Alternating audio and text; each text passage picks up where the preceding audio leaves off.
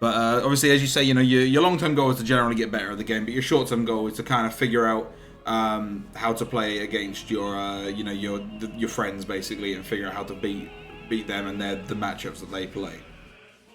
Yeah, exactly. Perfect. So in that case, let me just make this arena real quick. It'll obviously, as you said you're from Ontario, aren't you? Yeah. Yeah, so there might be a bit of delay, but it's not gonna matter a huge amount in the grand scheme of things. Okay. Because while the delay will be a problem, I don't think it's gonna be something that will stop me from being able to see generally how you play. Okay. So I'm just gonna quickly type in the chat the arena code B146 and then password. Yep. If you want to just come and join me. So what I'll do is I will eventually go to the characters you're looking at, which being Sonic, Byleth, and Joker. I'm solid with Byleth. I'm not so hot with Sonic and Joker, but I know roughly what I'm supposed to, how to play them, and generally what you want to look out for with them.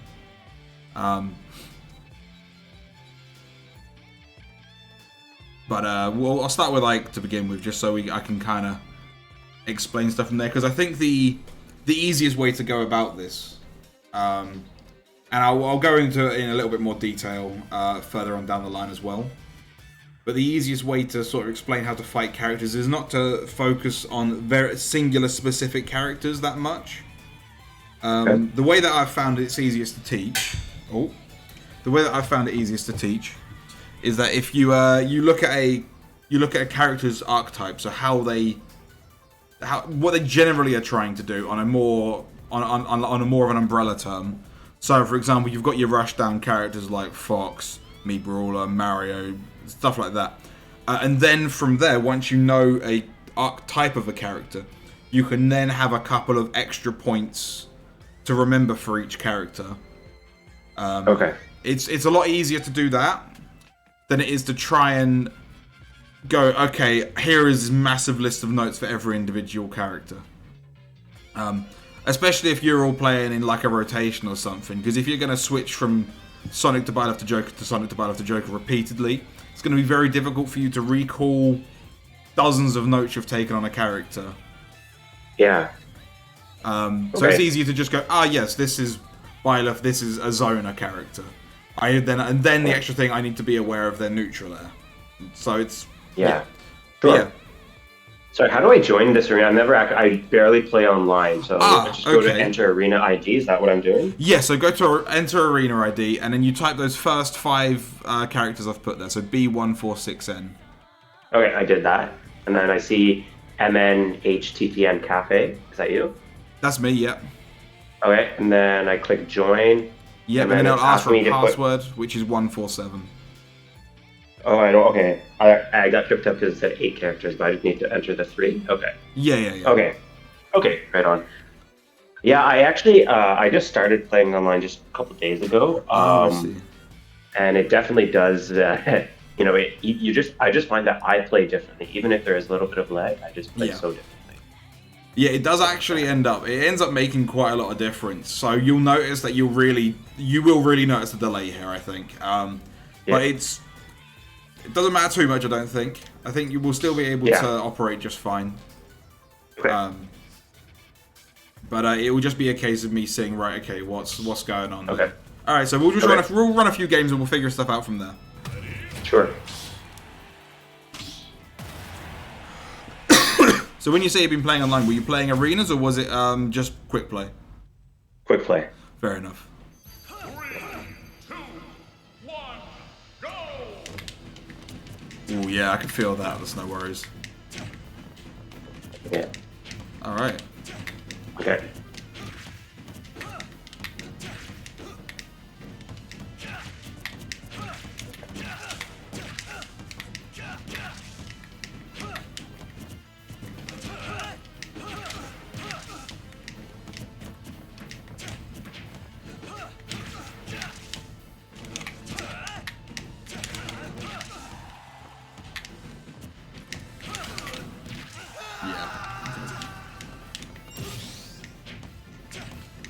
Also, don't feel disheartened at any point. I've been playing Ike for about 12 years now, so...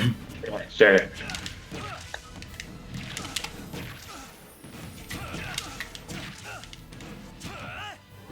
There.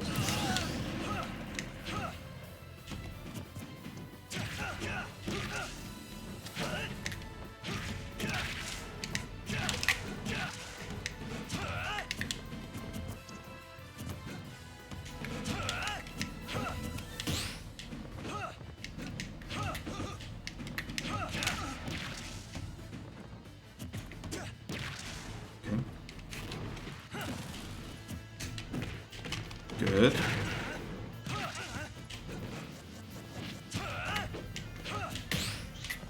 Ah. Ooh, there's a nice little bit of delay there. Yeah. So it's probably my internet because it does it very occasionally where it'll just completely tank out for a couple of seconds and then it's fine. Okay.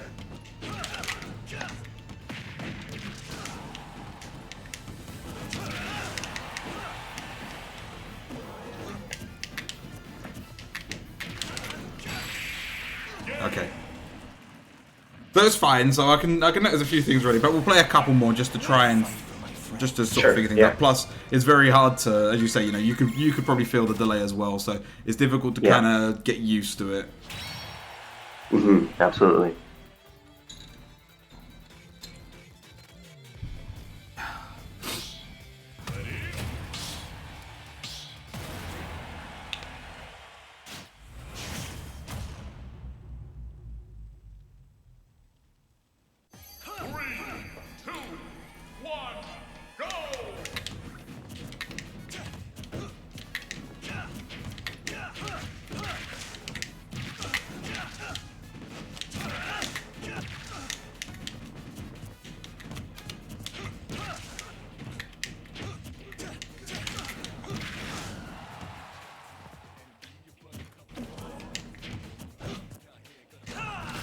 Yeah, that's just unfortunate.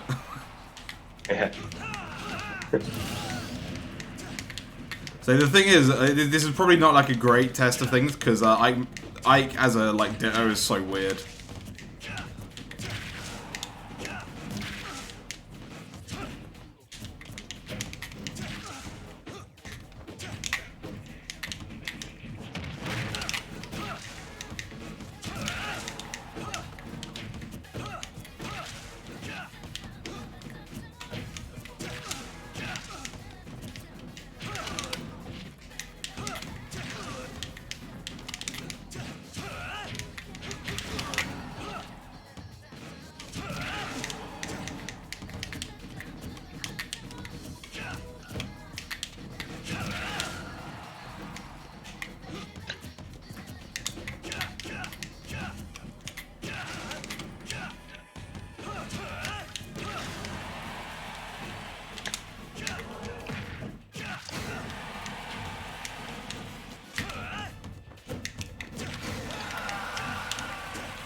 Were you trying to jump up and hit me with a back air again there?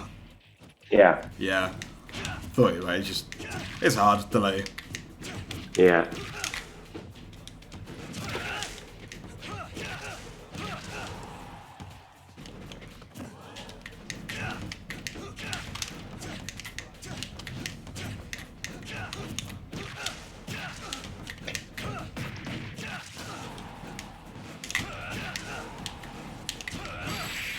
Nice. Yeah. Very good. I feel a little mean because I know how to edge guard Ike so well. It's just like, oh, I should probably not be doing this. But right, so I will just give you a few bits of advice. I'll give you a few like Ike specific bits of advice first because Sure, please. that will make it easier to sort of apply things for going ahead. Okay. So we'll walk back in and I'll just sort of say a few things. So you've probably heard this multiple times and it probably annoyed you because it annoys me as well. But obviously Ike's main tool at all times is his neutral air. And the key to making it as good as it is to be able to do it so it hits just as you land. Yeah. So, and it does take a little bit of time to get used to, and it'll be harder to do online as well. But you want to make it so, that, yeah. So like the sword's hitting the ground. So you generally want it so the sword is like at his feet when you hit the floor. Okay. Like that? Am I doing that right? Yeah, around that sort of time. Probably pressing A a little bit earlier. Okay. Because then what you can do from there is then it's easy to follow up. And you've probably seen a lot of like the Nair platform conversion where they go like Nair, Nair. You can't do it on Callus because Callus sucks, but they do like Nair, land on a platform there, and do another aerial from there. Given that, I mean, being real, when you said like you're a casual player, I was like, oh, this is going to be really hard because I'm going to have to like start from like square one. But you've already got a decent base knowledge. You know roughly what you're supposed to be doing already, so that makes things a lot easier. Okay. But I wouldn't ever worry about these these intricate combos that people say about. They're not that important in the grand scheme of things. As long as you can, space your neutral and then follow up with like a forward air at mid percents or an up air at kill percents. That's all you really need to get to a decent level. I actually can't really do the Nair extension combos. My hands don't work properly. I've got arthritis, so I don't do them. But I'm still able to do pretty well. Okay. So I wouldn't worry about it. Just as long as you can get your 2-piece combos like Nair forward air, Nair up air, and then if you get to like really high percent, so like past 100, like getting used to timing it so you get the back hit to come out as well. So you can like go like that, for example. Yeah. Like that, right? Yeah. There. Okay. So just learning to like land with Nair, so it hits you hit the floor as it comes down, right? Once you get to higher levels, you'll have to start doing all sorts of other stuff. But as you said, you're looking to go from a relative beginner level to sort of intermediate. So I wouldn't worry too much about focusing on that stuff for now. Okay. But yeah, so trying to make sure you get your Nairs as close to the ground as possible is great. From full hops and short hops as well. Yeah. Though that's just generally that's pretty basic stuff, and then being able to follow up from there. So that's something you can just sit in training mode and do. You don't even need training like the training mod pack or anything. Okay. I'm assuming you've not got that, but no, I don't. Yeah, no. So generally the things to think about are like this sort of percent you just do like Nair into up tilt. So like Nair up tilt, easy combo. Yeah. At highest, and then like from like this percent on, just like Nair forward air. What that does, when you hit with a, so that's good. And then so you're doing Nair forward air now. Yeah, good stuff. So what that forward air helps you with is that it sends me at a low angle and usually sends them off stage. So it's a lot easier for you to kind of try and hit them again while they're trying to get back, basically. Right. Real simple stuff. And then when you get to like, I don't know, just beat up a little bit more. Probably a little bit beyond here. About here. Yeah. Right. So you what double jump for that. Yeah, you have to double jump for that. So, what control scheme do you have? Have you made any changes, or is it just default?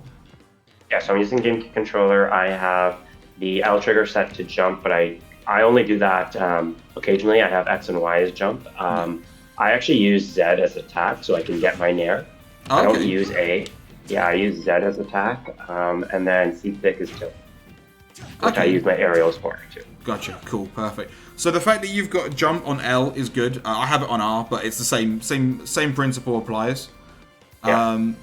What it allows you to do when you're trying to get the combos, I find it's easier to use the L or R jump for the combos. Okay. Because that means that you can keep your thumb on the C stick while you're jumping. So it means that I'm able to go like that, and then I'm able to press the shoulder button and press the C stick at the same time. So I'm able to do the aerial as fast as possible. Okay. So then I'm able to do Nair, and then I press the shoulder button twice to get my Nair. Might get my up there. Okay. So that means I'm able to get up there nice and quick. Okay. So that'll be helpful for you in terms of getting your being able to execute things as fast as possible. Okay. The other things I've noticed in terms of just the options you're picking, it's not a huge issue. But it's one of those ones where you'll sort of get used to doing things faster over time. But I think to highlight the good things that like you're obviously noticing like yeah, we're at sort of like, you know, where I'm at sort of this sort of range, I want to like do an F tilt or something just to cover in front of me.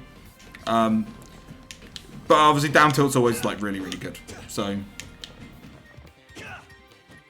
focusing more on down tilts. Yeah. So generally when you're on the ground, you want to be using down tilt the most. Okay. Because down tilt obviously leads into forward airs itself. Okay. So if you want to just give that a stab, yeah. So and then when you get to this sort of percent, it stops working. You can actually get kill confirms doing nair up air, but it's really hard. So again, not something to worry. So you can do you could do down tilt double jump up air really quickly. Okay. But it's so hard, I wouldn't worry about it right now. Okay. Other than that, I mean, the fact you were recovering and you were avoiding using up B to recover, you were like quick drawing to ledge or air dodging. It's really good. Mm-hmm. That's a good sign. To be honest, this is actually a lot easier than I thought it would be. You've already got a real solid base, so that's fantastic. Okay. Anyway, so we've got all of 20 seconds left, so we'll just run off. I'll go Byleth now, and we'll try and focus a little bit more on those characters. Okay. Oh, I forgot you had one less stock than me. But what I'd recommend just for learning the combos is, I know you probably don't want to spend too long in training mode, but I would recommend just sitting in training mode, setting the CPU to 0% for the nair up tilt, 30-40% for nair forward air. Yeah. And then about 80-90% for nair up air. And while the computer's never going to air dodge, you'll be able to at the very least. Hang on. Let me. Sorry. Yeah.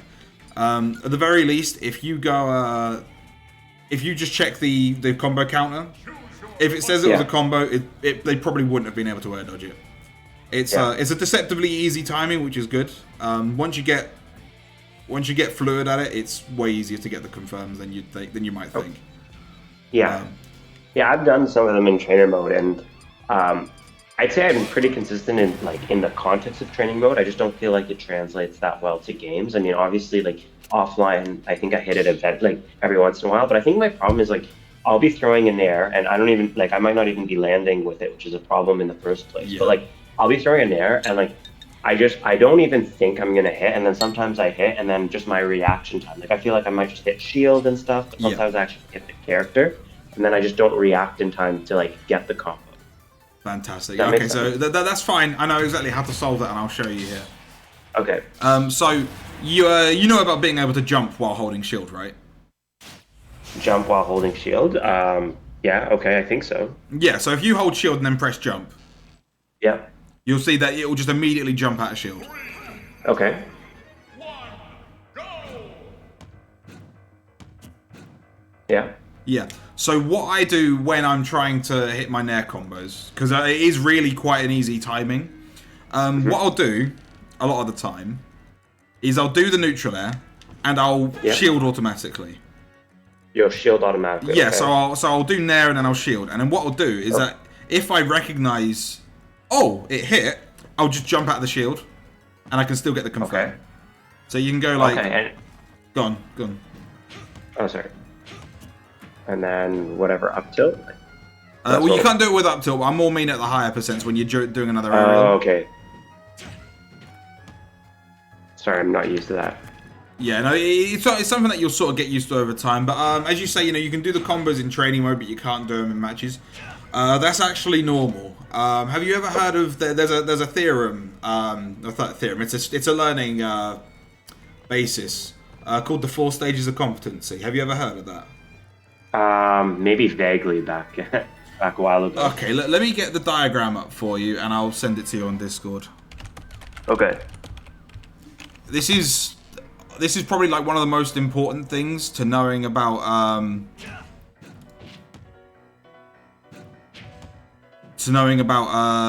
learning, basically, because it's very easy to get disheartened when it comes to learning. Right. So this is one of the diagrams. Probably not the best diagram actually. Oh no, this is the one I normally use. Right. Yeah. Oh, I've heard of this. Yeah, this one. So this is the one I tend to send people. I don't think. I mean, I think by trying to ask for lessons and such, you're at a point of conscious incompetence. So you're at stage 2, which is the yellow one.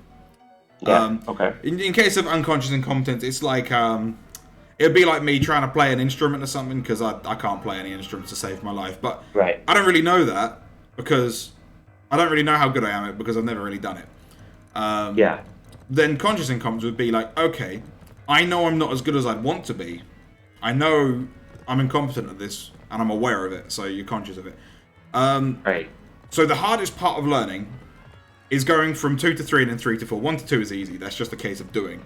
But going from conscious incompetence to conscious competence, it's a case of knowing what to do. So you consciously know how to do nair up air.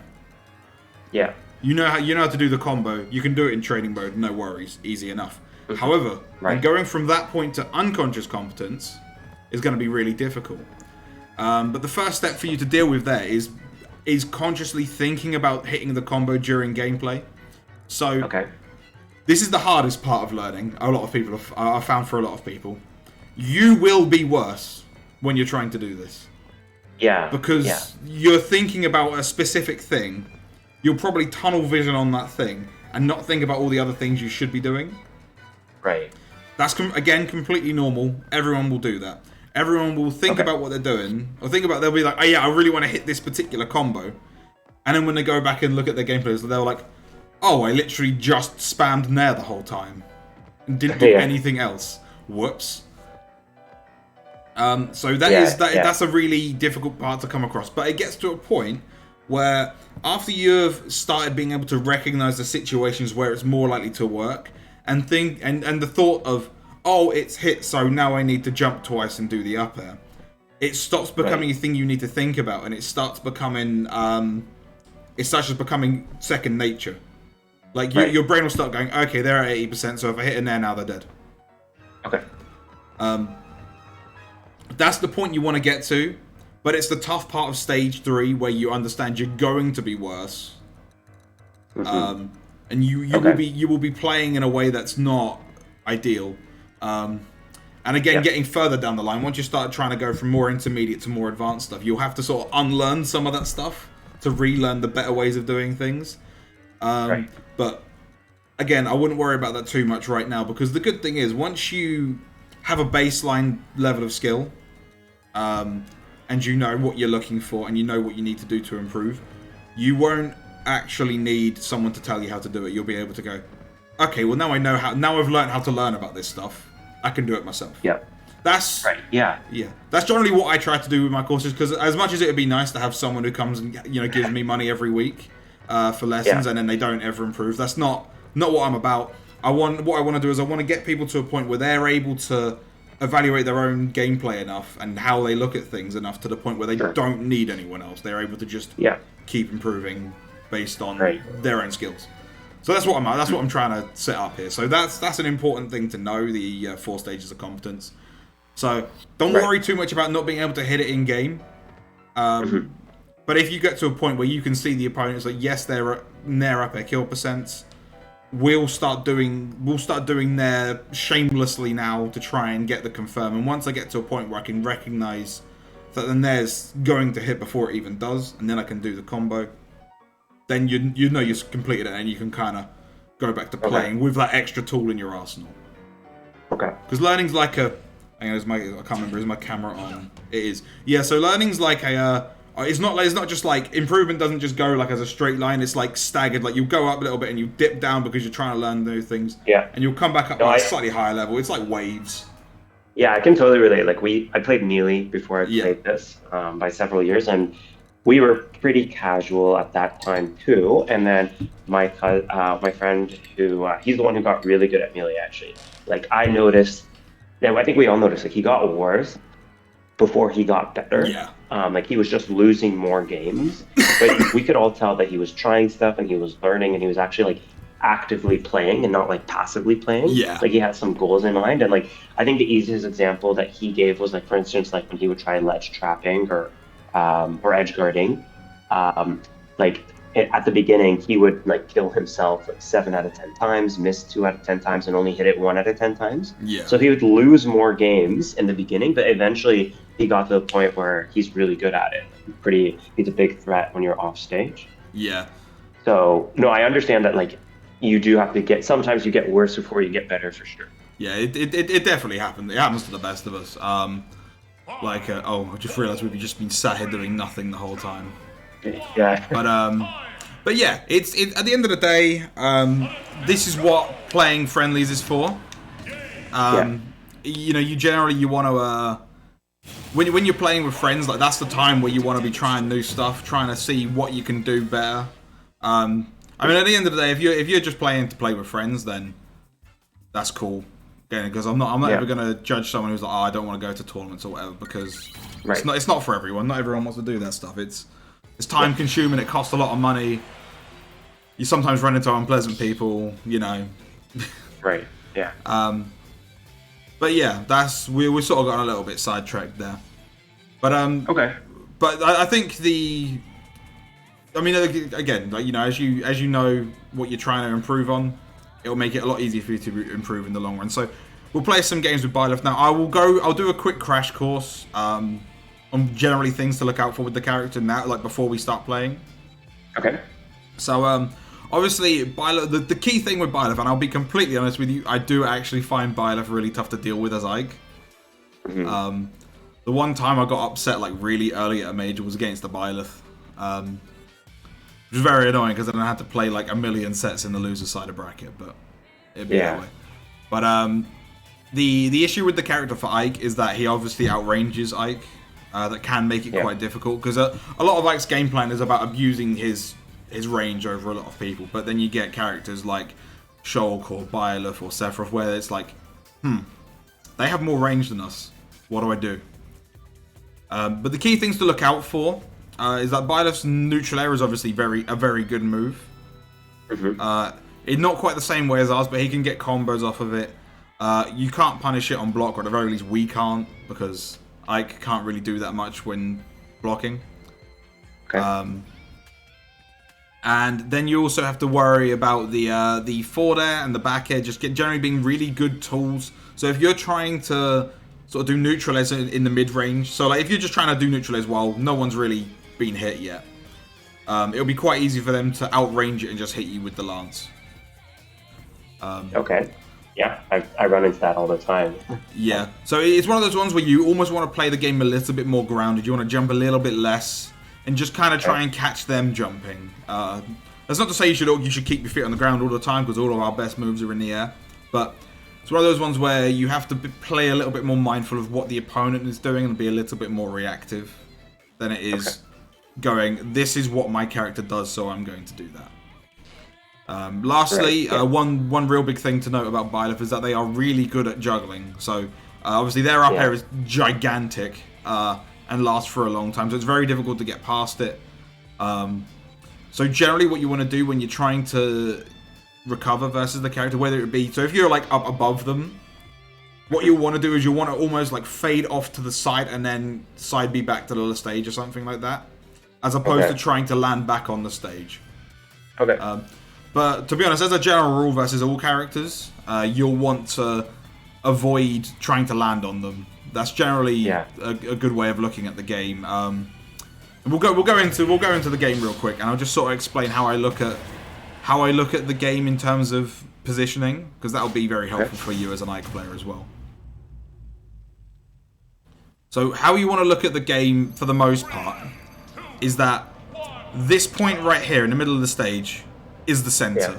Whoever is closer to the center is typically doing better. Okay. So for example, if I'm here and you're stood like here, so if you're there and I'm here, if you sort of run over to sort of the left side of the platform,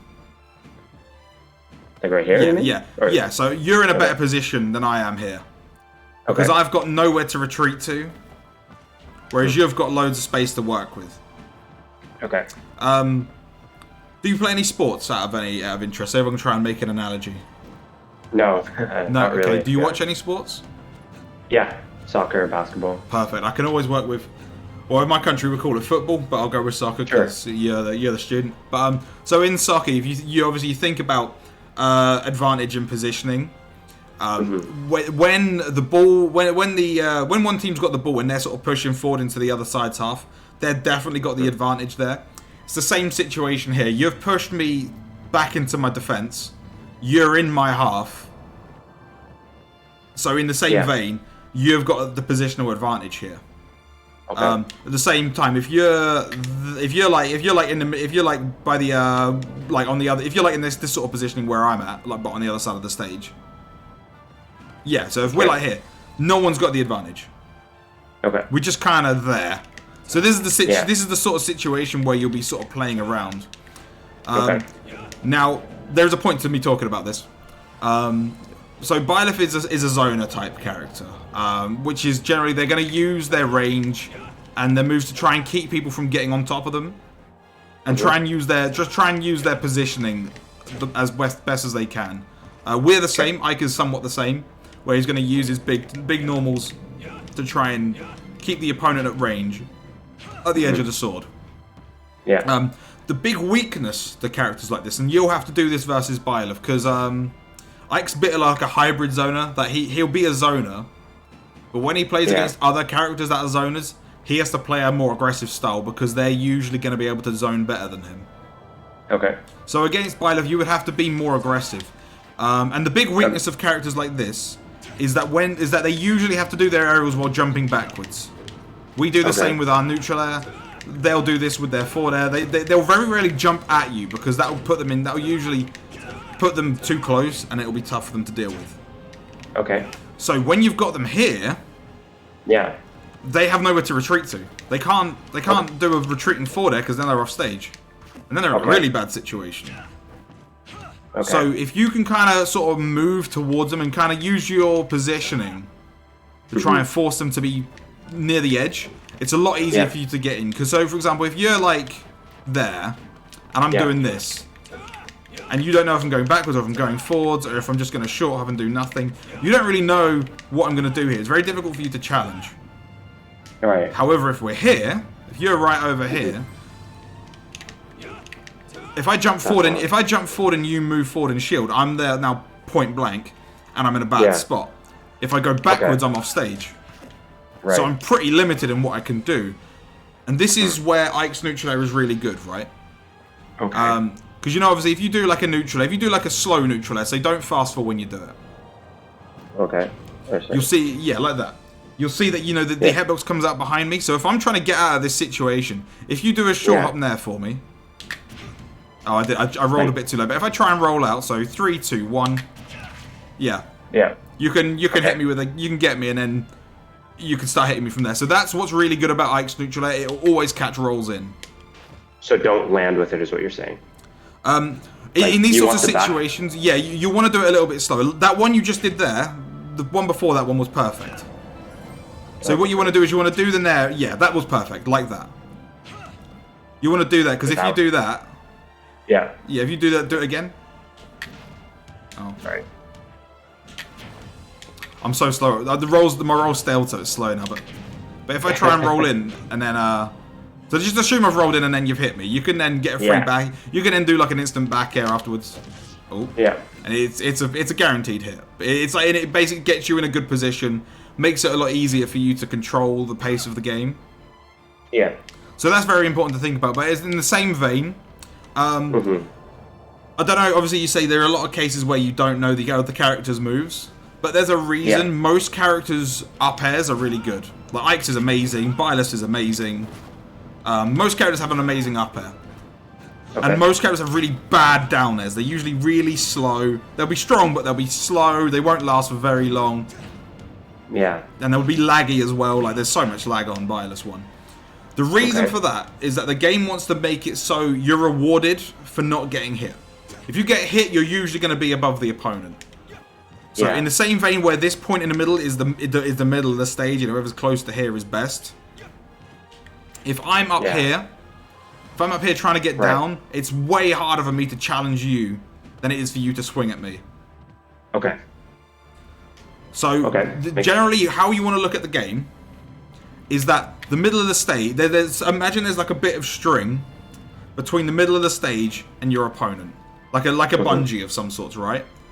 What you generally want to do is make sure you're at the middle of that bungee. So if I'm here, and so the middle of the stage and me is like, there's a line there. You want to be in the middle of that line. So you want to be stood like, go a little bit further forward. Like here. You want to be like here. Because that way you're right in the middle. I have to get past you to get back to where I want to be. In the same vein, if I'm way up in the sky here, you want to be between me and the floor. So yeah, you want to be like there, because if you then up air me, I can't challenge that really. Right. Yeah. So I'm struggling up here. I've got nothing to hit you with, so I have to retreat to the edge, or air dodge, or try and air dodge down. It's not easy. Right. So that's important to, especially with a character like Byleth who does struggle to get at a disadvantage. Okay. Anyway, we'll play some actual games of this now, because I've noticed the time has run out again. I feel like I've dropped enough theories on you. Okay. Okay. Gonna be able to SD in time. There we go.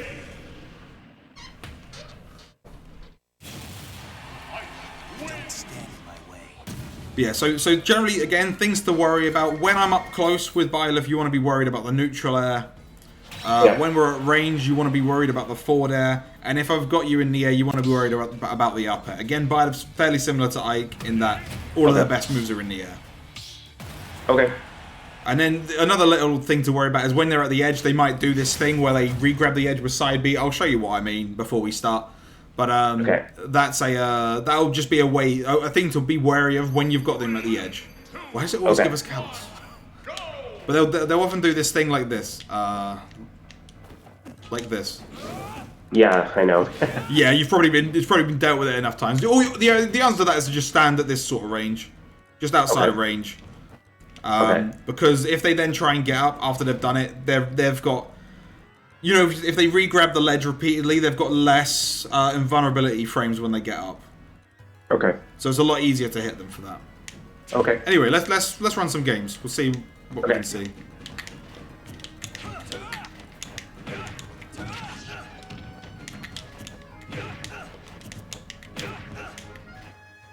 Oh. Okay.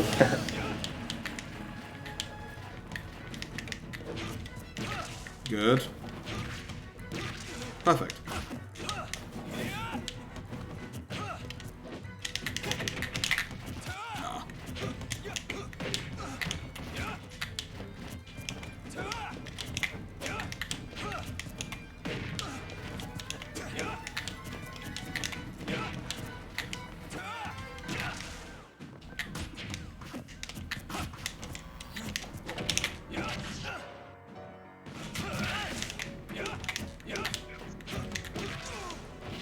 Good pressure.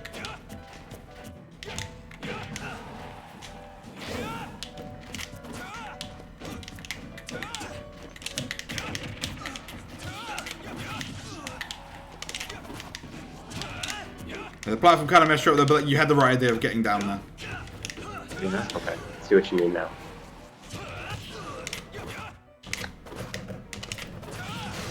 Yeah. So you see, you tried to jump towards the center of the stage, and I covered that because I knew you were trying to get back to the middle. Okay.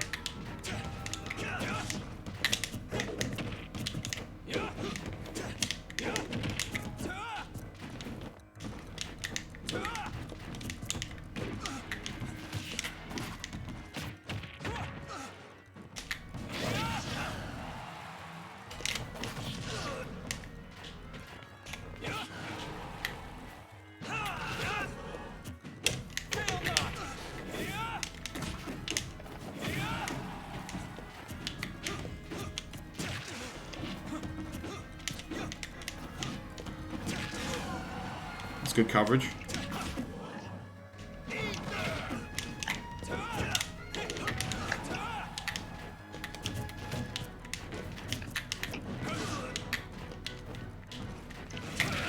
Good.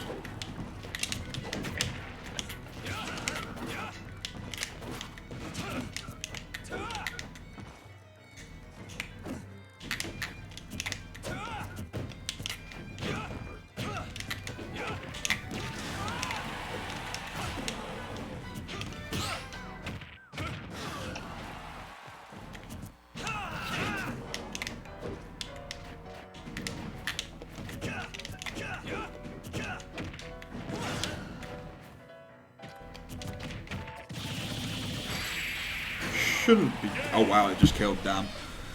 Yeah. Yeah. But no, so you were recovering largely the right way. You were kind of just avoiding being above me, which is the right thing to be doing. Okay. And at the same time, I like that you were trying to apply the stuff we talked about like literally just 5 minutes ago. So that's great. Good stuff. Mm-hmm.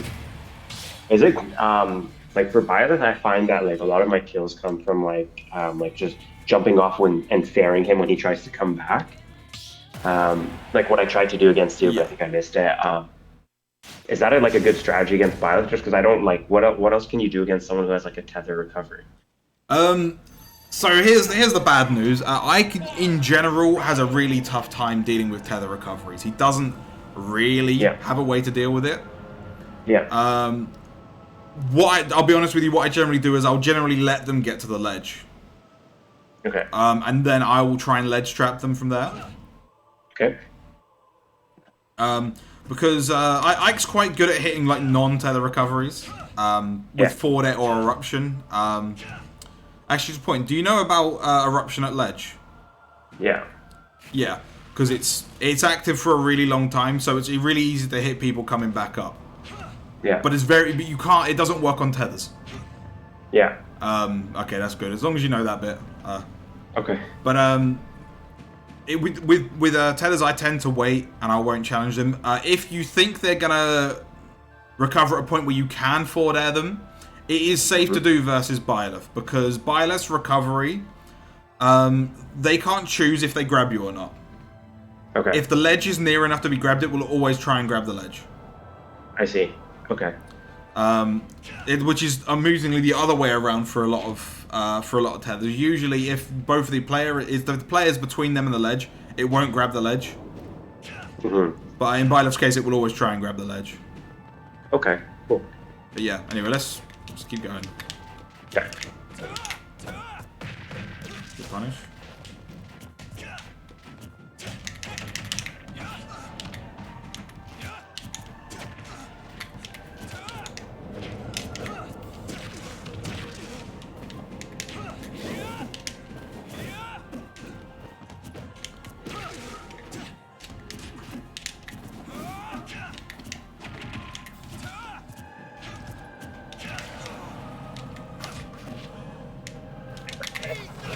Yeah, but if I can get past you, so I would avoid doing the forward air unless you're like really confident, because okay. They can get back quite easily. Okay.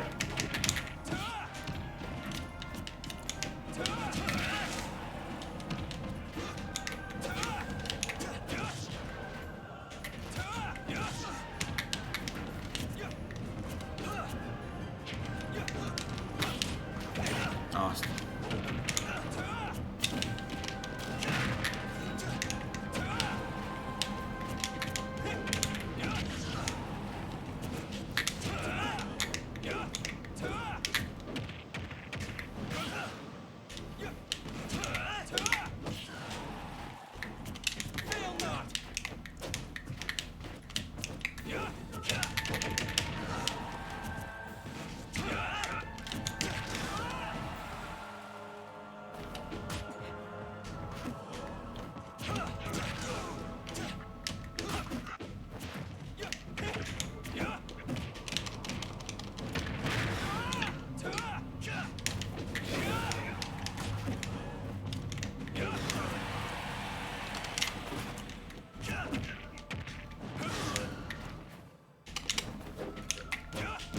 yeah, be good.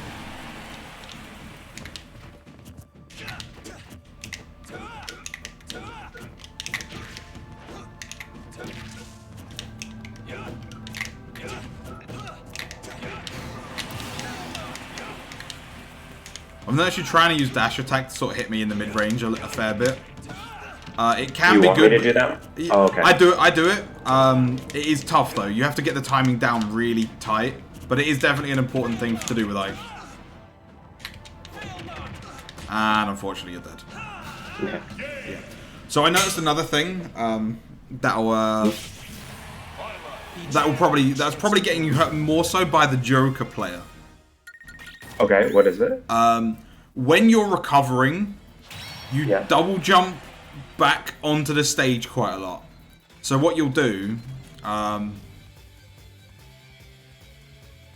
in fact, I'll go Joker and I'll see if I can show it to you when it happens to you.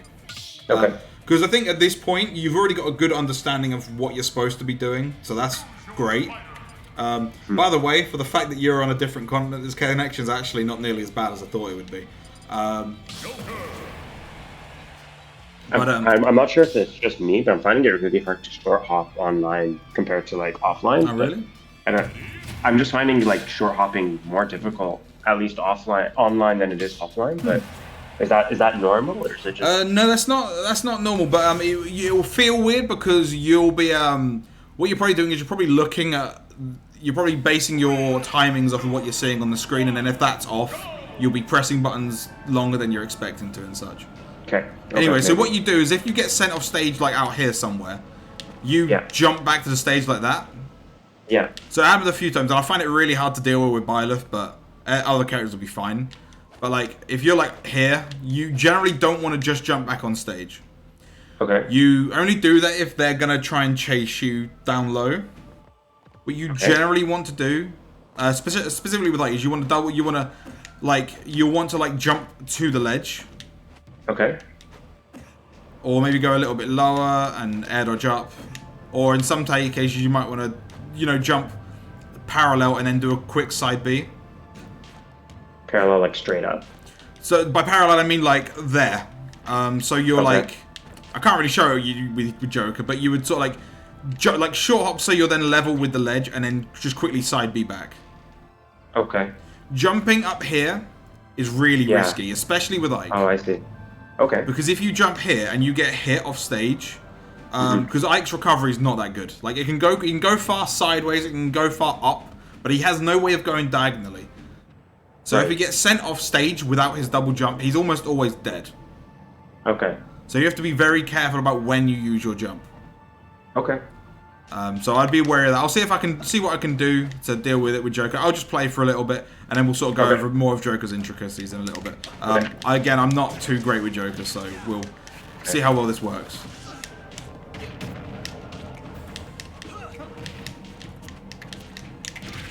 Nice.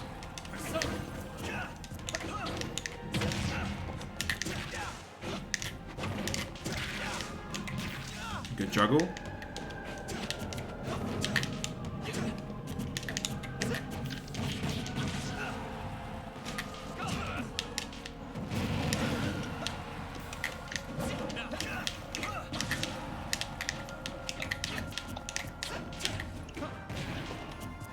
See, there's that jump.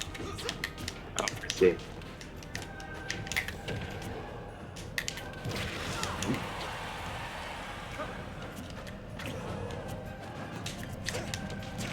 Okay.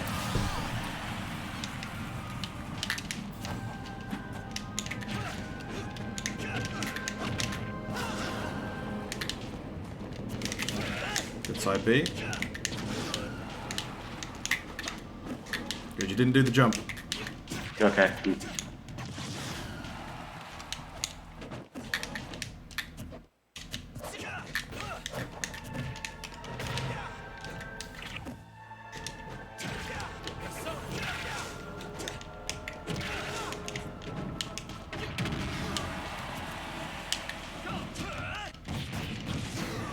Sure, not get that. Wow, can't believe jab killed.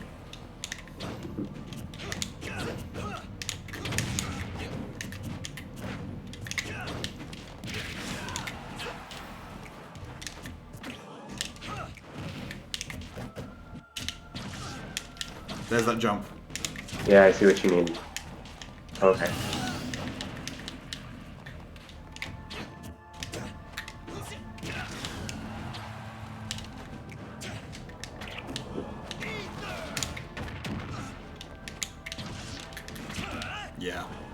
Yeah, so that's the jump. Be really careful of that. Okay. Because that'll be getting that'll probably be getting you killed a lot. And it's a really normal habit as well. Everyone does it to a degree. I always feel like an absolute idiot where, like, if I do it and I just get hit and I've died at like 30, I'm like, oh my god. Right, yeah. Because that is really hard work to try and make the comeback. But, Okay. Cool. yeah.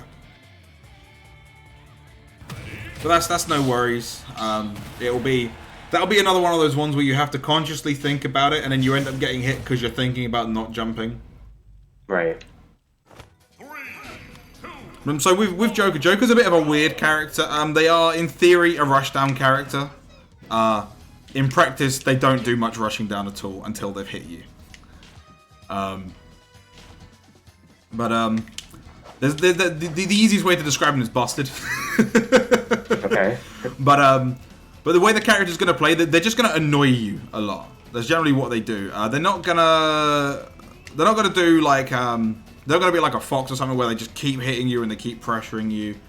In the same vein, they're closer to a Sonic than anything, to be completely honest. Yeah. Where rather than rushing you down and stuff, they're just gonna keep peppering you with like really tiny annoying shit. So they'll do like the side Bs.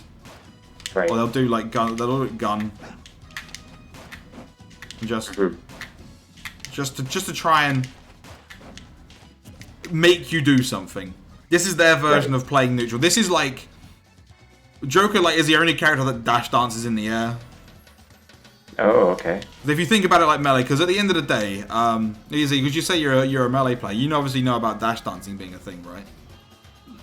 Like this? Yeah, doing that. Generally, what people are trying to do when they do this is they're trying to make the other person move first. Mm-hmm. The way I've described it beforehand is that whoever moves first loses. Right. Whoever's the first one to properly commit usually is the one that loses, because they're the one that gets baited, and the other person then moves away and punishes them for it.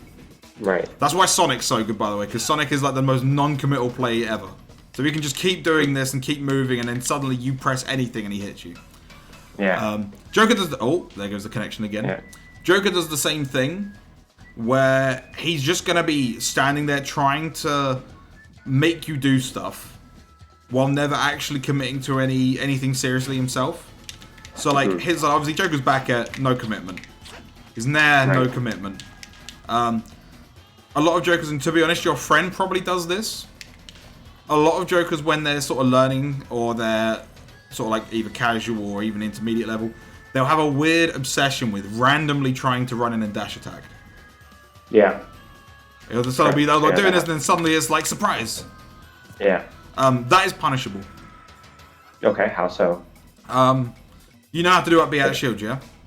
Yeah, I do. Yeah, I usually find that they're behind me after the end of their dash. Oh, yeah, hang on. Yeah, like, okay. if I shield, he'll come behind me, like, they go through, so... Okay.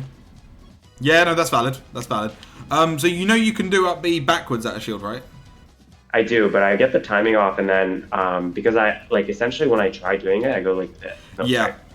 So the trick to doing it is you press, so while you're shooting, you press up and B, like straight up and B, and then you quickly move the stick backwards. Oh, really? Okay, Yeah. so... Okay, so... Oh, you don't need to jump, by the way. You don't need to jump. You just press up and B.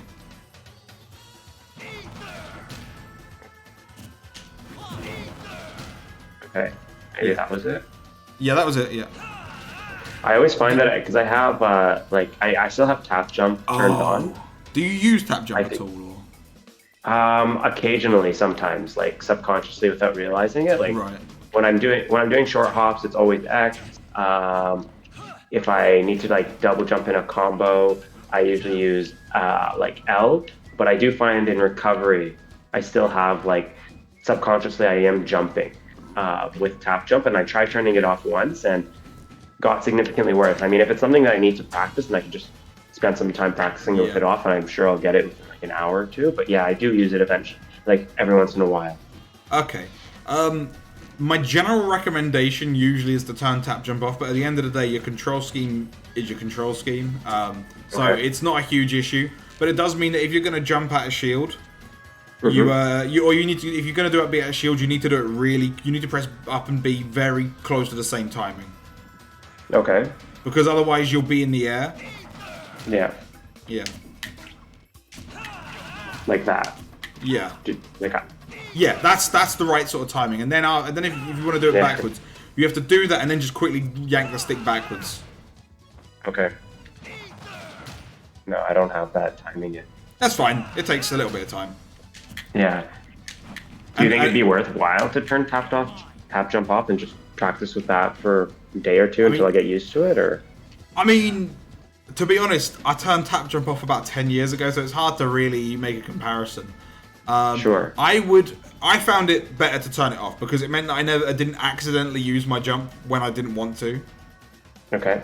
Because I found that I would be like jumping to do up airs. Whenever I go back and play Melee, actually, I'll go back and I'll try and do an up air, and I'll double jump, and it's like, oh great, now I'm dead because I used my jump and Fox shined me. Interesting. Okay. Okay. But at the end of the day, if you want to keep it on, you can. It shouldn't change anything on that regard. Okay.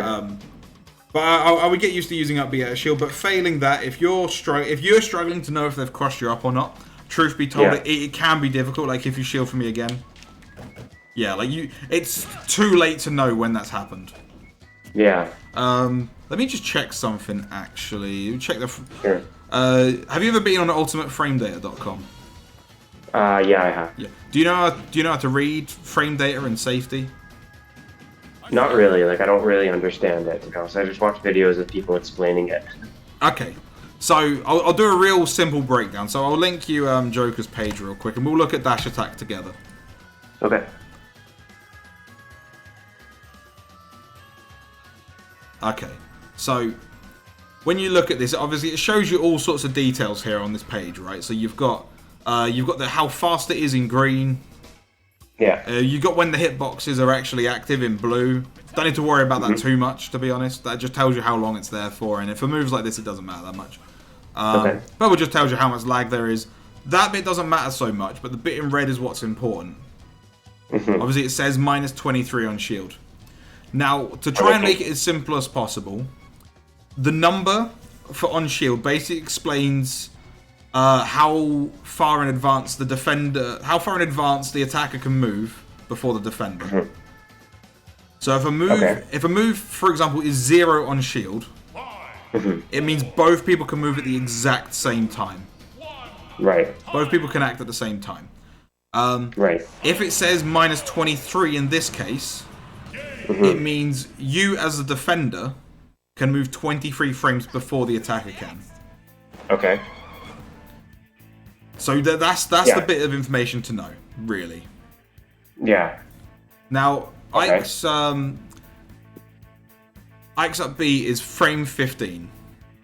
Okay. So it takes 15 frames to start up. So any move that is more than minus 15 can be hit by you doing up B at a shield. Right.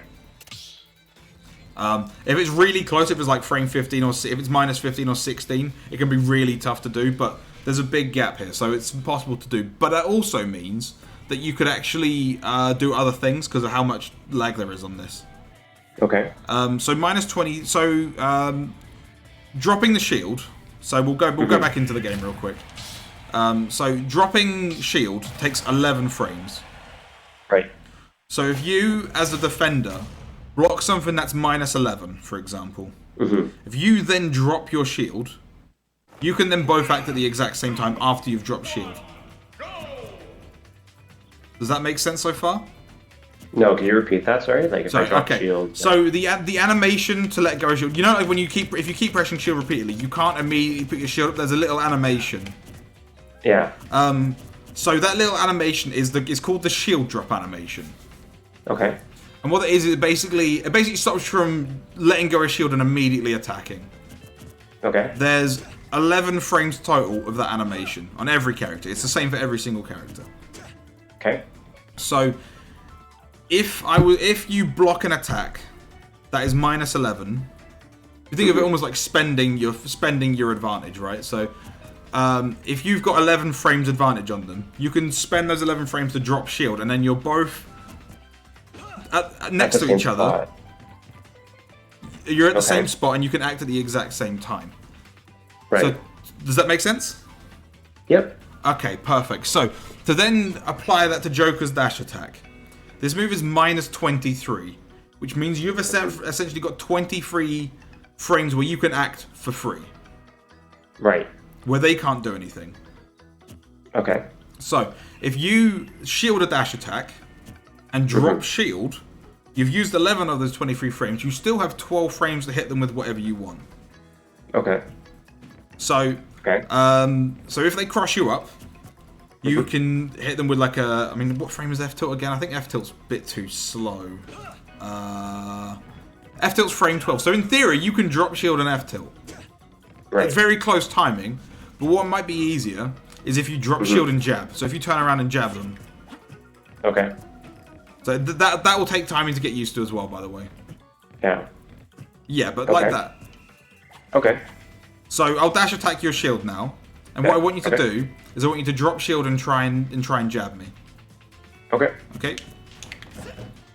Oh, it didn't cross up. Oh, okay. Why did it cross up? What? All right. Anyway. What? Yeah, I don't know when it does and doesn't. It's just. So just let your shield go full again. Like, so if you shield now, and now shield again for me.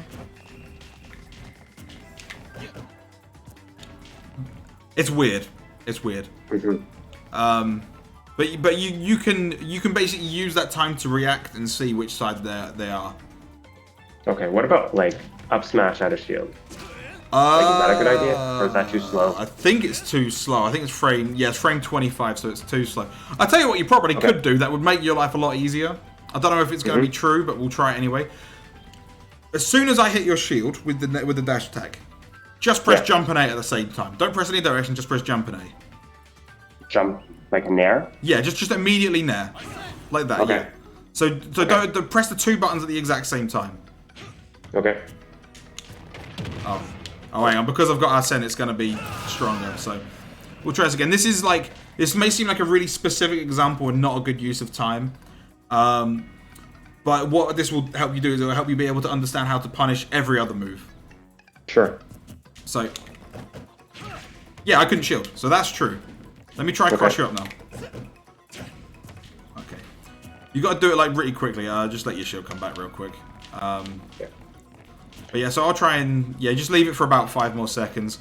If you then shield now, and then do nair and do it right away. Yeah, I couldn't punish that. So as soon as your first hit like lands, I do it, or as soon as the second hit lands, press. Okay. Okay, just a little bit slow off the mark there, but. Okay. Oh, just tried to do it too early. That's no worries. Again, it's just a touch slow, but the good thing about that. And we're getting into more. I'm getting into more advanced shit at this point. But the good thing about that is that even if you don't hit their, you don't punish them. Yeah. They can't punish you either. Okay. Oh. Sorry. No. Okay. So. Okay. No worries. All right. Right. Ready? Yep. Okay. No worries. It'll take time. Okay. But we're getting, to be honest, I think we're getting into more specific shit at this point, and it's kind of not useful for you. But I would generally, if you try and, you see, it's really rare for them to crush you up. They have to do it like really deep into you to crush you up. Whereas if they space it at all, they're not going to crush you up. So if you shield for me again. Okay. See, even though you didn't do it perfectly there, because you have so much time, you still punished it. Yeah. So that's good. Okay. But yeah, anyway, we'll restart. We'll do another couple of games because we've got. I mean, I'll do some extra time because we ended up waffling a little bit at the start, and I don't really consider it part of the lesson. Sure. Unless you've got something to get to. If you've got nothing to get to, I'm happy to run over. No, that's good. Thanks. Appreciate it. Cool. No worries. Yeah, so we've got about another half hour, 40 minutes or so. Okay.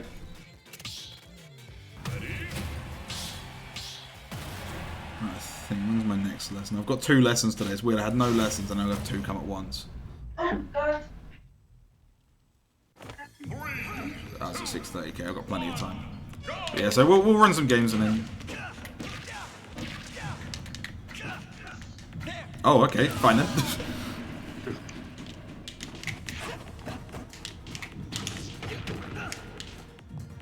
Oh, I didn't.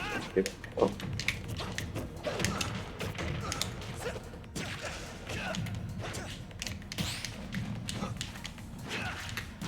Good. So you, by using the nair in that sort of positioning, you're punishing me for trying to commit. Yeah. And there's that jump again. Yeah.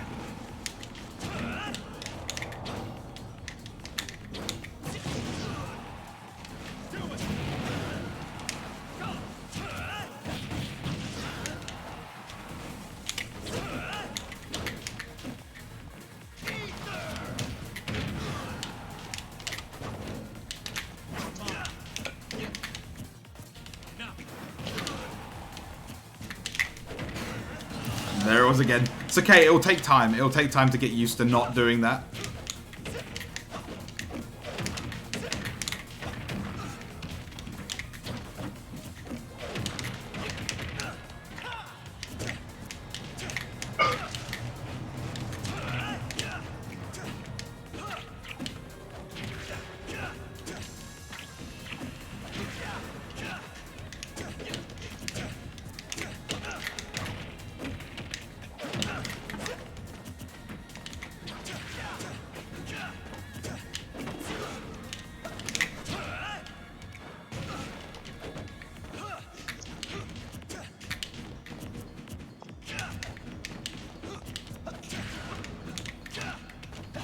I know you probably didn't notice, but that was very good because I was stood at a range where I was hoping for you to try and dash attack, and you were patient, so good stuff.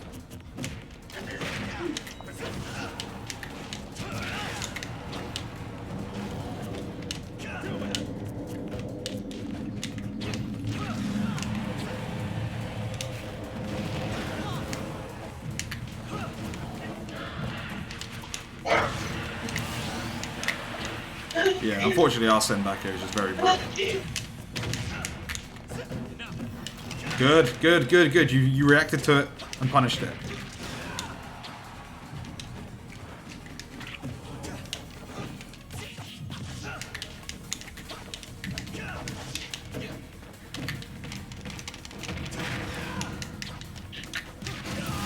Good chase, good chase.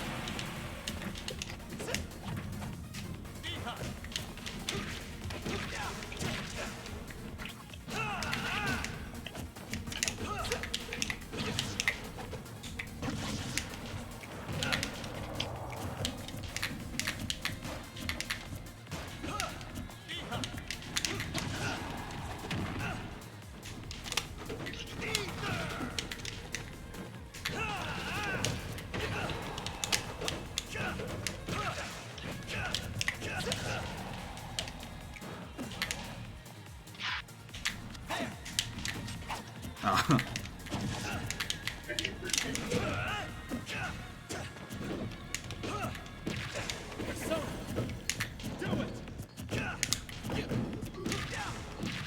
Great, it's good stuff.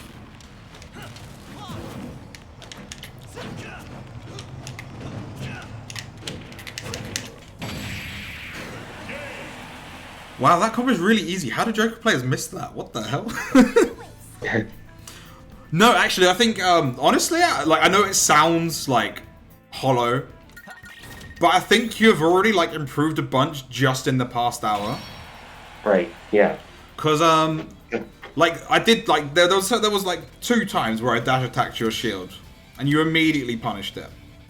Right. You're probably using too much down tilt now, but it's better that way than the other way around. Okay. We'll play another couple, and then I'll go Sonic and see what we can do from there. Because I think that'll be the big test of what I think the only issue is you've got at the moment. You're the only glaring issue you've got. Okay. Although my Sonic's a little bit crusty. I won't lie to you. Yeah, that's fine.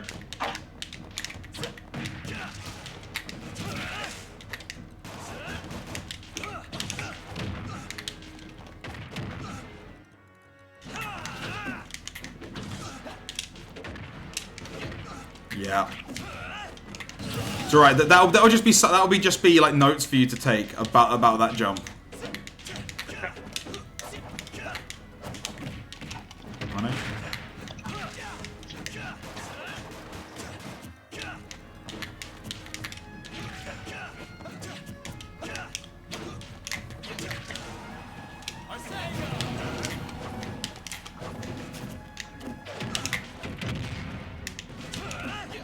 Good recovery.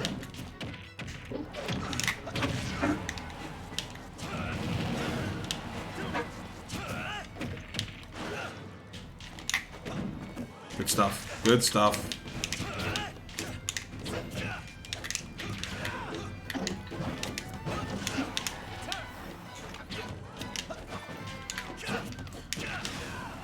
Okay, so I know it seems like you did the jump again, but it was actually a good there because I'd already gone low to try and punish you. Okay. So in a situation where I've already committed to the edge guard and going low, that's when it's okay to jump high. Okay.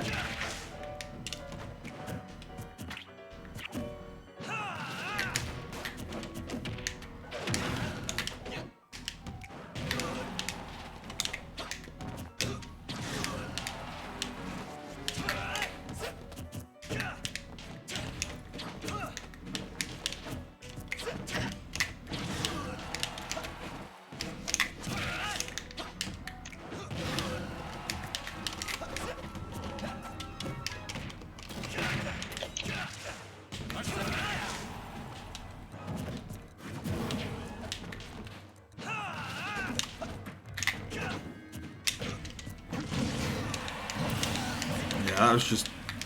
It happens.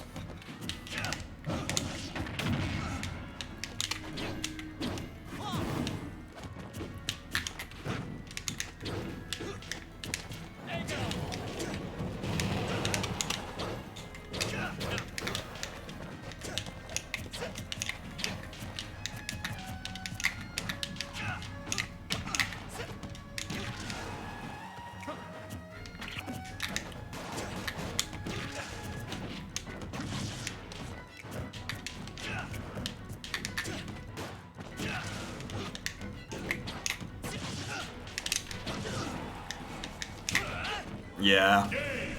I see it. No worries. No, like like I said, it's good. I'm liking what I'm seeing here. Like it will take a little time to sort of work it all in because we've gone over quite a lot in the past hour. So we've gone over quite a lot. So it will take a little while. So is why as soon as the upload is on YouTube, I'll send it to you. Okay. Just so it's all there, and if you wanted to go over things again, you can. For sure. So let me break out the Sonic now. Choose your fighter. Sonic. So I've fought Sonic a lot. There's a player in my region called Pelly, who's one of the top ranked Sonics. Okay. We've had a lot of sets. To be honest, I've won a couple of them, but he's definitely the better player. but he plays a very passive style. So it's very, very Sonic as you would expect. Go. All right, good stuff. Good parry.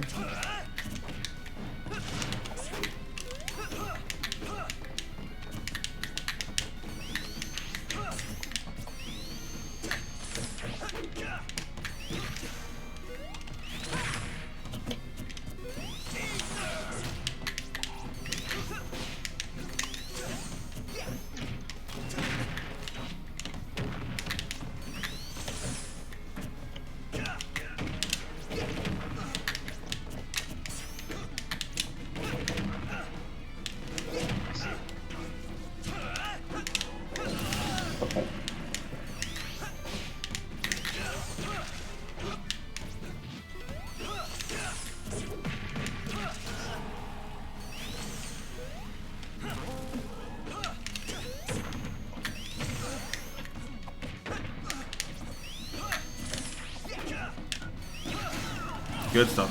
I'm not entirely sure why I spin dashed on the platform, but hey.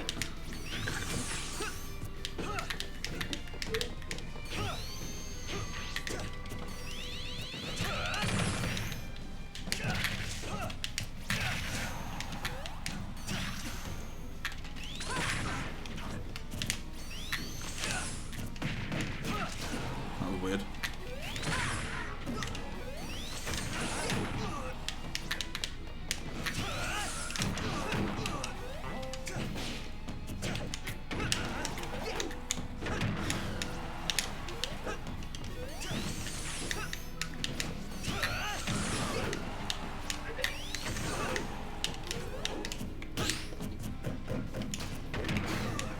Yeah. Okay, don't worry, those things happen.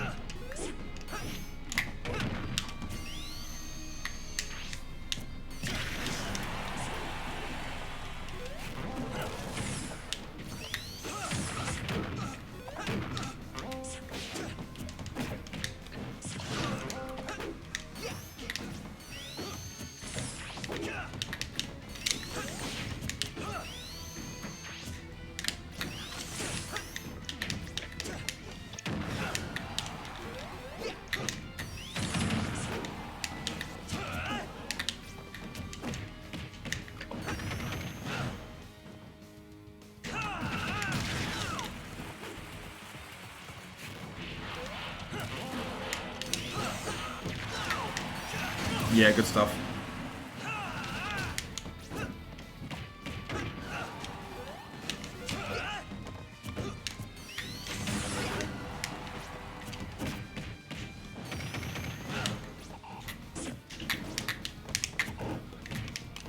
Punish.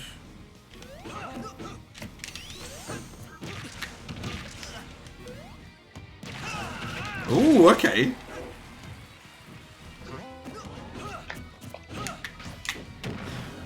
Oh, anticlimactic ending. Yeah, I'm not gonna lie, my Sonic's not great. Yeah. I'm sat there and because I used to play him a fair bit in Smash 4, so I'm trying to do Smash 4 things and I'm like, oh wait, this doesn't work anymore. Right. No worries. Well, yeah, we'll go again. But the one thing, the one thing I really want to try and look at, and just try and look at for improvement, will help you a lot with fighting a Sonic who actually knows how to play the character. And we'll go over that, and we'll make that the last thing of the day.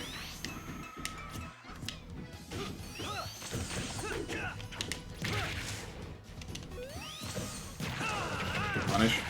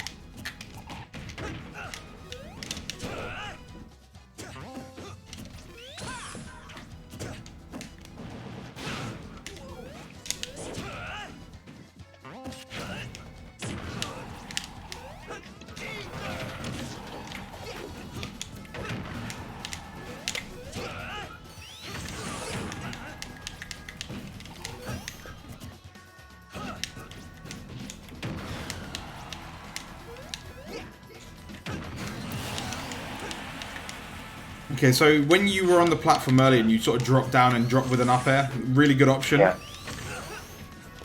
Thanks.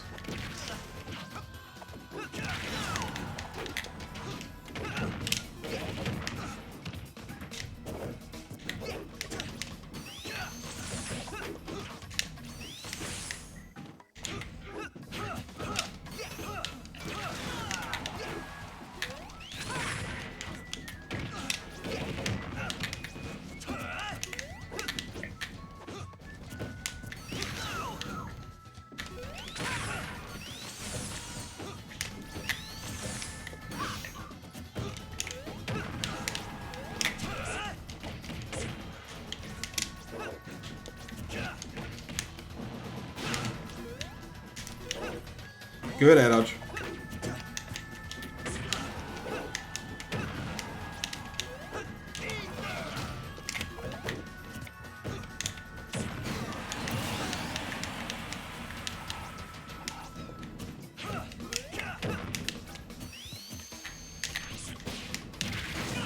Okay, fair enough.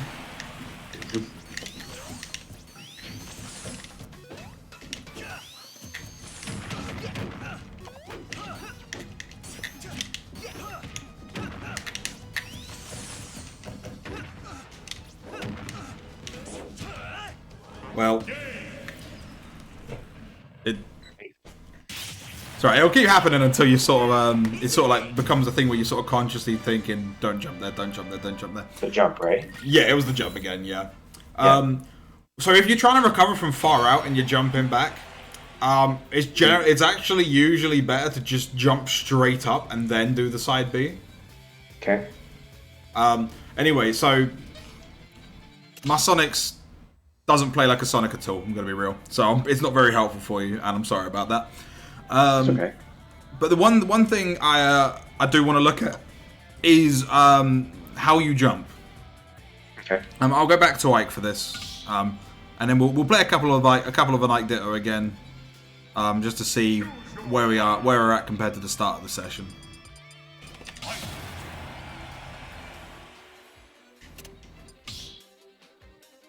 And I've noticed when you're jumping or when you're trying to use your jump, in like neutral in particular, it's usually done in much the same way. Okay. You're either gonna just do it in place exactly, or you're gonna run at me and then do that. Correct. So, I'll be real with you, that is not great. Just running at people and doing in there, never particularly great. Okay. And the reason for this is that Ike's Nair is -5 or -6 on block, depending on how you do it. That sounds good, because there's very few things that can punish it. However, it does leave you at a disadvantage, because if you've jumped at them, like if you just shield for me real quick. Like, if you just shield, yeah. If you, yeah. We're then right point blank. You're, not only are you then technically minus, so the opponent can move before you technically, but also Ike is never good in that position. Yeah. So you very rarely want to do your approaches in a way that's going to leave you really, really close. I'm sure you've heard this before and you understand it anyway. You always want to try and hit with the edge of the sword. So if you shield, so doing that leaves me point blank. It's not good, and you can grab it. Yeah. However, if you then shield again for me, if I jump at you and then do that, I'm a lot further away. I know it doesn't seem like much, but it makes a big difference. Right. Yeah. I understand that. Yeah. How do I practice that? Well, practice hitting with the edge of the sword. Yeah. Exactly. So the easy way to get familiar with. Sorry, you were saying something else. Do you want to just finish that off? Because like if you approach, I always find that like if I'm here, right, and I want to approach, I jump in, and then I always find myself in that position. Yeah. So what you want to do, and it's very easy to like get used to the visual for it against in training mode, where you just set the CPU to do nothing.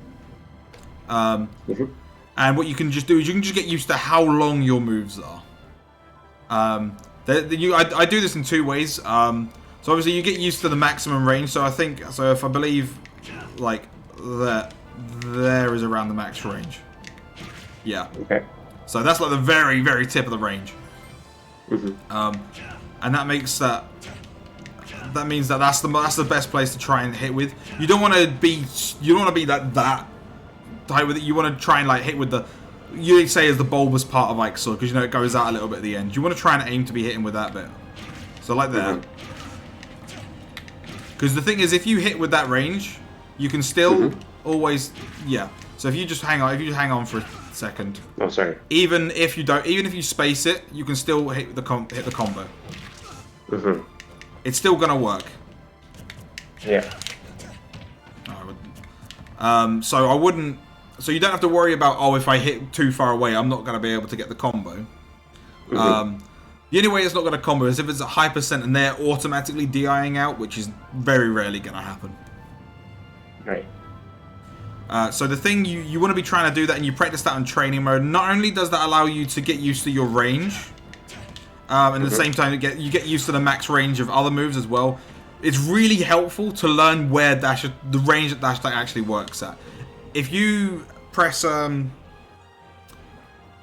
come back to that in a little bit. But generally, what you want to do is you get used to that, but you can also hold shield afterwards, and you can see how much lag there is on a move. So you can you can see just how long that is. If you hold shield after doing a move, it will show you how long you can act, how long it is before you can act again. So you'll notice, for example, if you do something like forward smash, there's loads of lag before you can do anything. Yeah. And then you sort of get used to being able to move as fast as possible, because you can go, okay, I can do that in that time, and then I can do another move right away. It will help you with your combos during games if you can sort of get used to how fast each move is. And it will get used to knowing the timing you need to use in order to space moves. If you're wanting to do more dynamic things, so for example, if you want to jump in and do a spaced aerial, so like, let's see, so... Yeah. I'll be honest with you, it just kind of comes with time. Okay. But there is another facet to it as well. You know the thing I touched on earlier about people rolling in at the ledge and you hitting them with a nair there? Yep. It's the same kind of thing here. I'm assuming you've played Space Invaders, right? No. No? Oh, no? Okay. Damn, I'm old. I forget. So, Space Invaders, obviously, it's a game where you're like a little spaceship shooting along the bottom of the screen. You're shooting out with these aliens that are moving along. Okay. Now, the trick is, to a game like that, is you don't shoot where they are, you shoot where they're going to be. Okay. So in the same vein as this, so for example, if an alien's here and it's moving along, if you shoot when it's, I'm assuming you're watching my screen that I've got up, but Yep. Oh, your screen? Oh, okay. yeah, but I've got a little camera in here, so I'm making hand signs and such. Okay. But if you shoot as it's there, you go pew, and you shoot, and the thing moves out of the way, and you've missed your shot, and now it's gotten close to you. Right. Whereas if it's here and it's moving across, and then you shoot, you hit it as it gets to where the bullet's going to be. The same thing applies here. You want mainly with that, you want to do your move where your opponent is going to be when the attack comes out. So, for example, catching the roll in at the ledge, rather than you're doing that because you want to catch them rolling in. So 3, 2, 1. Right. If you're on one, if you do the nair. Okay. 3, 2, 1. Yeah. So like that, right? So if, in the same vein, if someone's moving around, if you we use an example we had earlier, Byleth, where I said about they're going to be trying to use the forward air and they're going to jump at you. In the same vein, you want to be using your tools to hit that. So you want to jump in ahead of time, and if you recognize they've also jumped, you want to just immediately nair right away. Okay. Yeah. So like if I'm jumping here and I'm like spacing moves, if I'm just jumping around here, that's where you want to do like an approaching aerial. So if you want to, so like that, because I've committed to something, so you can punish it. Okay. So the time is going to run out again. 1 sec. Now, okay, you stay on state, because otherwise it will go sudden death. But generally, you want to be trying to use the edge of your moves to hit where they're going to be, not where they actually are. It's not easy, but that's what you need to do versus Sonic in particular.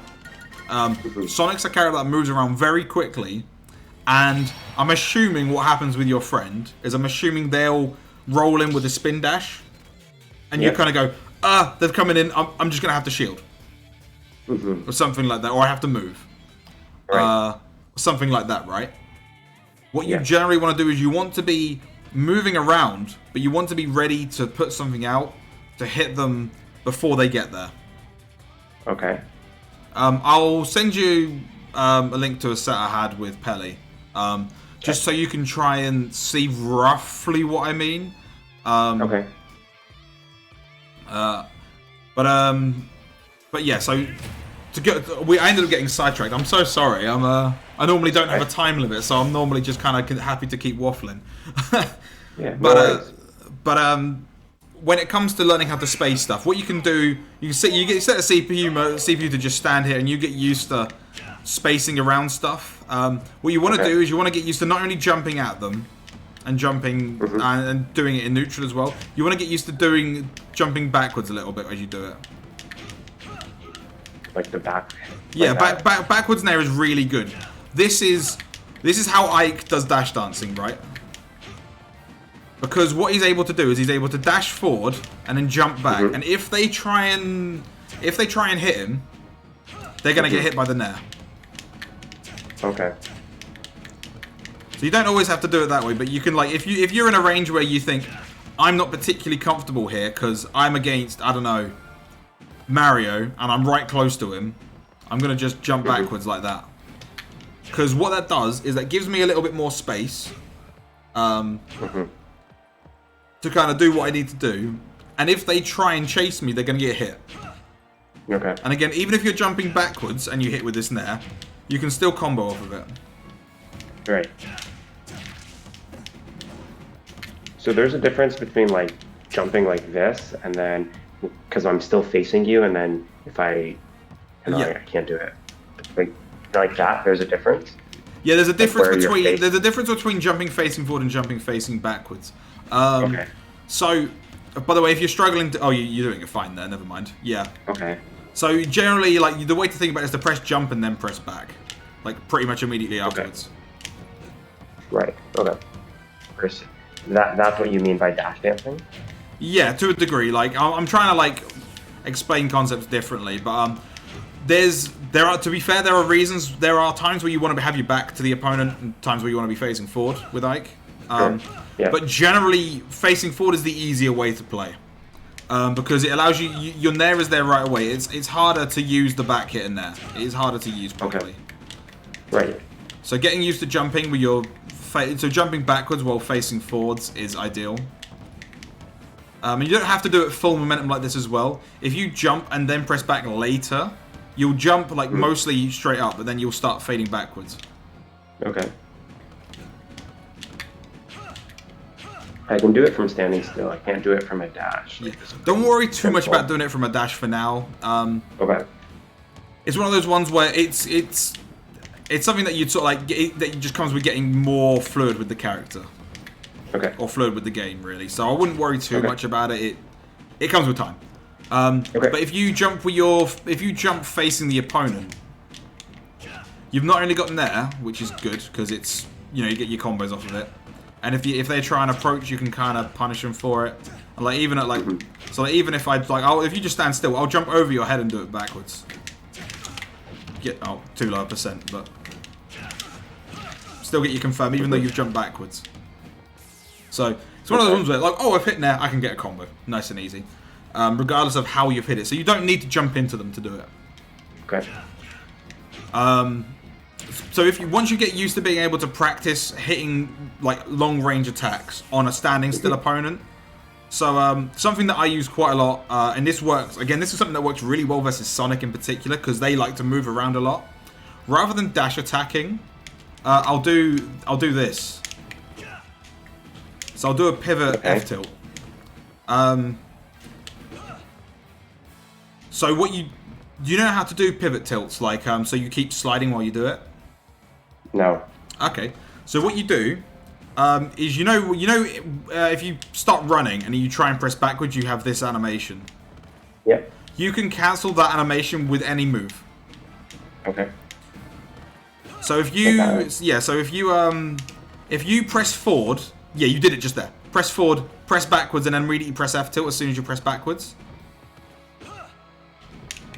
Am I doing it? If you press do the F tilt a little bit faster. Like it's like at the same time as pressing backwards. Yeah, look, that's perfect. That was perfect.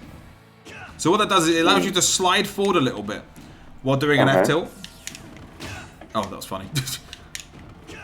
So if someone is like so if someone's moving around like this, someone's moving around, you can sort of slide in and do that. Hit them for moving around, but you're not that punishable. Whereas dash attacks are much more committal option. Although dash attack feels really nice to hit, so I understand why everyone goes for it. I see. So that's good, and like just dashing in and doing tilts is very good as well. So you don't have to press backwards to do a down tilt. If you just let go of the stick, you can do it from doing it from pretty much like straight away from running. Yeah, stuff like that's very useful. It's just a good way to like poke at the opponent without committing to stuff. So to get back to what I was saying about getting used to spacing stuff, you want to do stuff like this to get used to hitting at the max range of a move. So like if you've got your opponent like you, for example, now standing still, I can go, yeah, I've hit with the edge of that. Oh, I've missed. Still missed again because I'm bad. There you go, hit with the edge of it.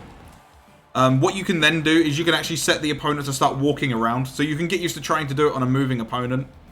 You can do that in normal training mode. You can just set them to walk or run or something. And they'll start moving around without attacking you. Okay. And that will help you to just get used to where you want your sword to be. Right. Okay. Perfect. So, again, we'll play a couple of games. We'll play a couple of games now, and then we'll call the session there. Because it's past 5 now, so I think it's a 1 hour. It's 1.5 hour session in it. So.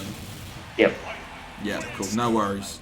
But yeah, so we'll play a couple of games, and then we'll see where we're at from there. But I think I don't want to overload you with too much stuff, because then it'll be really hard to like learn. But you've learned a few key things, and I think with that you'll be able to go into playing with your friends or like practicing a few things and be really good at it. Okay, sweet. So let's go.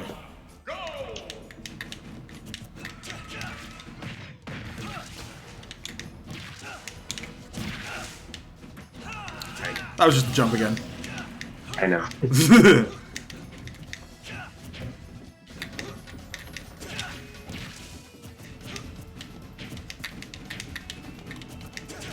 So if you notice, I'm doing these neutral airs in places where I think you're then going to jump in, which is what's working, which is what's happening here. So I'm not actually hitting you with them, but I'm sort of putting them at a range where I think he's probably going to want to come in there.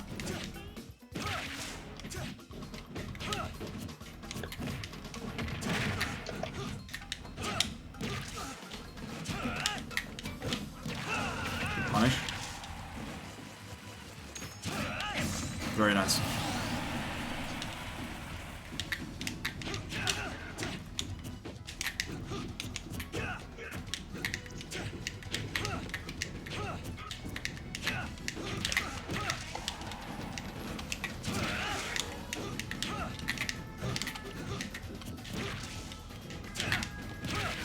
Dash attack.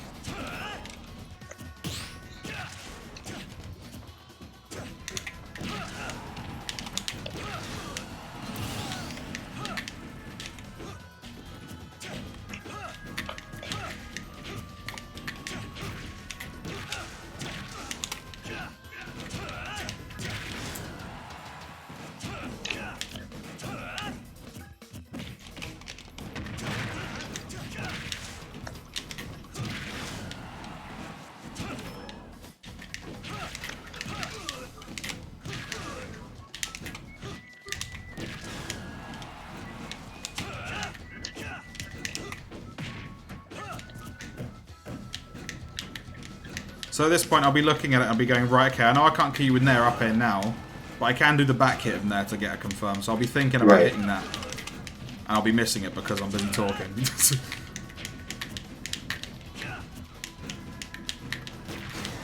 Very nice.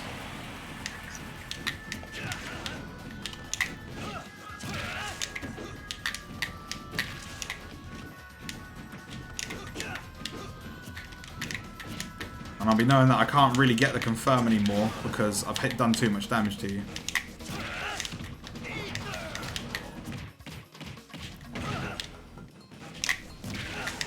And unfortunately, you're gone. Yeah, that's just unfortunate because of the recovery. But yeah, so it'll be like I'll be looking at certain percentages and thinking about, okay, I need to be doing stuff. But you noticed you did way better that game than you did in the previous ones. Yeah. Like the ones at the start of the session.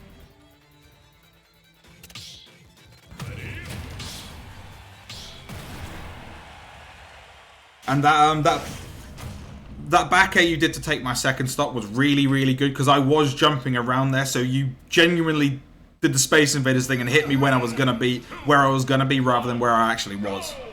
Right. Yeah. So that was really good. Thanks.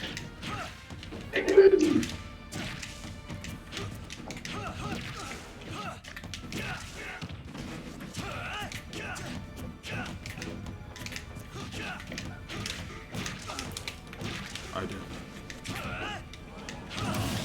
Okay, keep jumping. Gotta practice.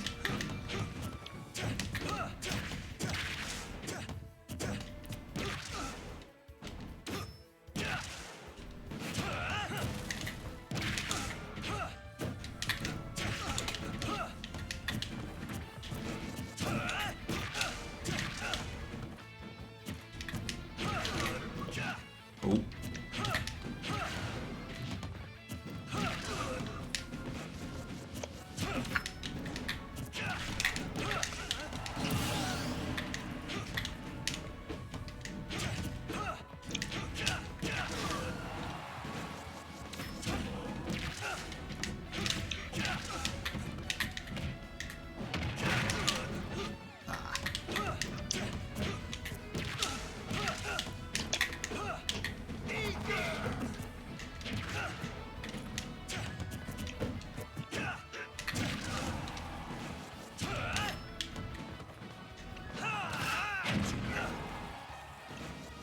Yeah. It's a commitment to go for the run off forward area. As cool as it feels to hit, because it is one of those ones where you hit and you're just like, I'm nice as fuck. Yeah. But we'll do one more. I got time. Okay. But as much nice as it is to hit, if you miss, you're in so much trouble. Okay. Because it's one of those where you have to recover with up B if you miss. Mm-hmm. Well, you have to recover if you hit anyway, but if you miss, they've gotten back to ledge, and then they just get a free edge guard. Yeah. It's one of those ones where Ike's up B is like really not that good at all, but a lot of people don't know how to deal with it. I make the mistake of telling all of the people at my tournaments how to beat it, so then I never get to recover for free. Yeah.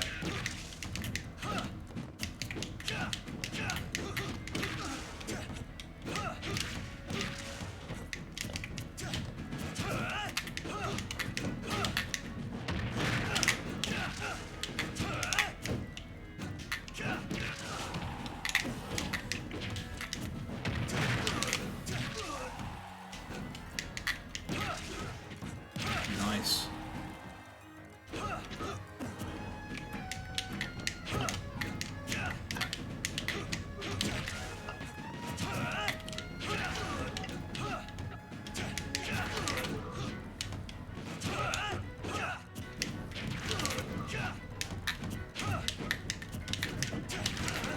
Yeah.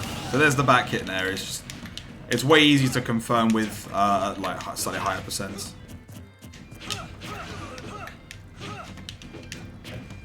Yeah.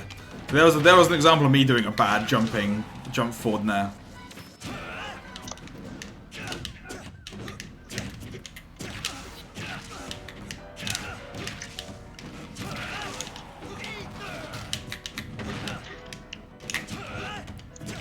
Oh.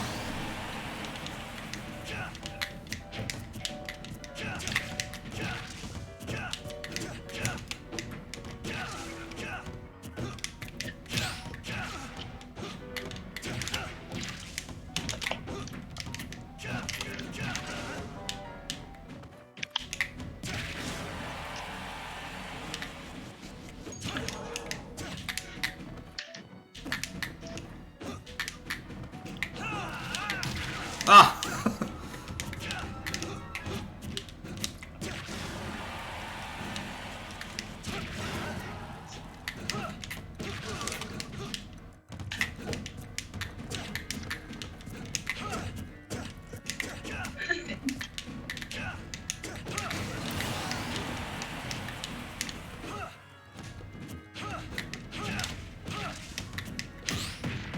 Good parry punish.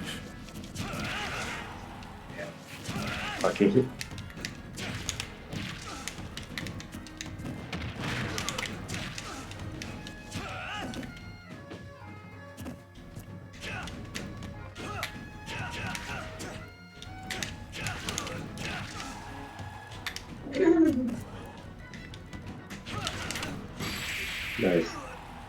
Yeah, just a little bit too early for that.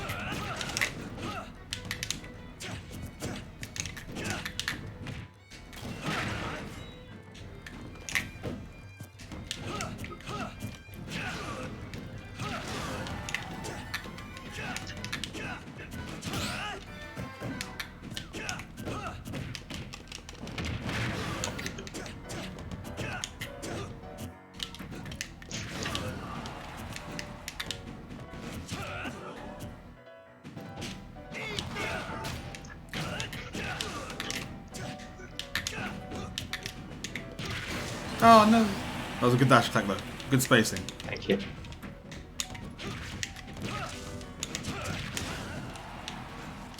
I was trying to be fancy. I was just trying to be fancy. I'm going to be real with you.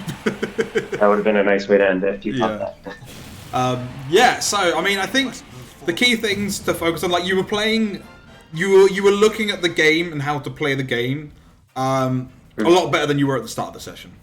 Right. So the fact that you've improved in the space of an hour and a bit is fantastic. Thanks. Other than that, I think the key things are it's just that habit of the jump, but you weren't actually doing it that much near the end there, which is good because you noticed that you started telling me when you were doing it as opposed to me telling you. Yeah. Which is great because that means that that obviously means you're sort of like you going, oh yeah, you know that's the thing that happened. Like, I could fix that, and then you weren't doing it as much right at the end there. So fantastic. And that'll happen loads of times over thousands of different attributes of the game, and to be fair, that what happens in anything when you're trying to learn, as I'm sure you've probably already clocked. The key thing is just getting used to doing the combos off the nairs. I know it's hard online because of the delay, so I wouldn't hold that as like a major flaw at the moment, but it's definitely really important to be able to get those combos because as I'm sure you've noticed, without being able to hit the nair up air combo, it's really hard to find a kill with Ike.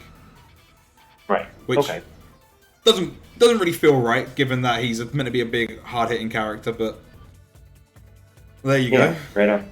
Okay. But yeah, so those are the main things. Okay. Honestly, there's not a lot else to really focus on at this point in time. There's loads of things I could get into, but again, it would be way too much for a session at this sort of speed. And I don't want to try and overload you with all of these things that realistically aren't that important to you at this point in time. Okay. Makes sense. Yeah. So there's loads of other stuff like that I can do. Like I was gonna go into using the back hit of up air like on the ground. Right. But again, more important things to deal with. So get more. So things to practice. Yeah, things to practice. So getting used to. Go on. Sorry, you go first. All right.